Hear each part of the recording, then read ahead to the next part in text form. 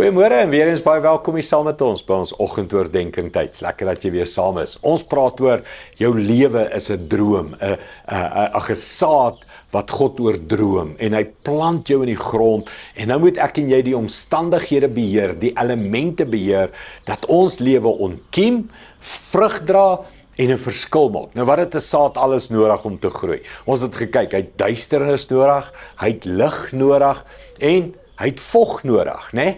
Hy het water nodig.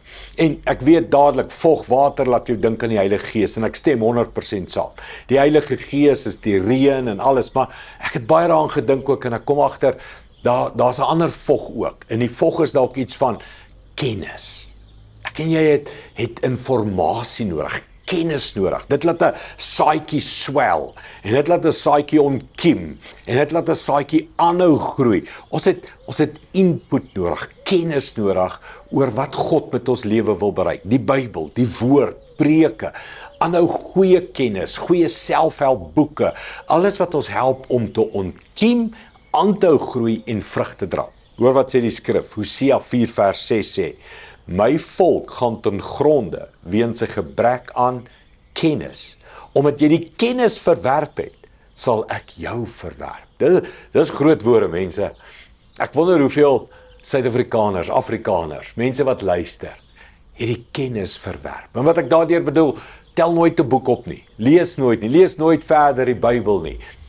Luister nie en hou nie aan leer nie. Baie mense sê, man, ek was op skool 'n student en toe het ek klaar gemaak en nou is ek nooit weer 'n student nie, of nou sal ek nooit weer leer nie, of nooit weer iets lees nie.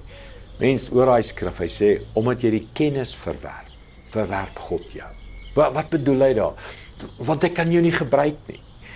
Daar's niks input in jou lewe in wat kan ontkiem, die saad laat swel en laat groei en opgaan. Jy het aanhou kos nodig, né? Nourishment. Aanhou, daai saad het aanhou voeding nodig om te groei. Wat's voeding?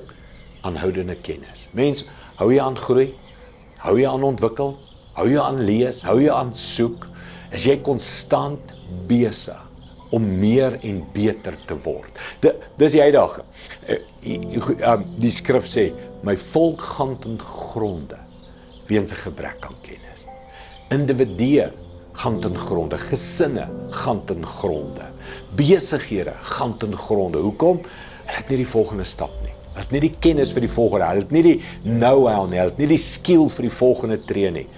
Dit is beskikbaar. Ons leef in 'n tydstip waar inligting is vrylik beskikbaar. Hou aan groei. Ek vra jou, ek pleit by jou. Hou aan groei in jou lewe. Kom ons bid saam. Hemelse Vader, baie dankie dat kennis, inligting, goeie wysheid, kennis is beskikbaar vir elkeen wat wil. Elkeen wat wil groei.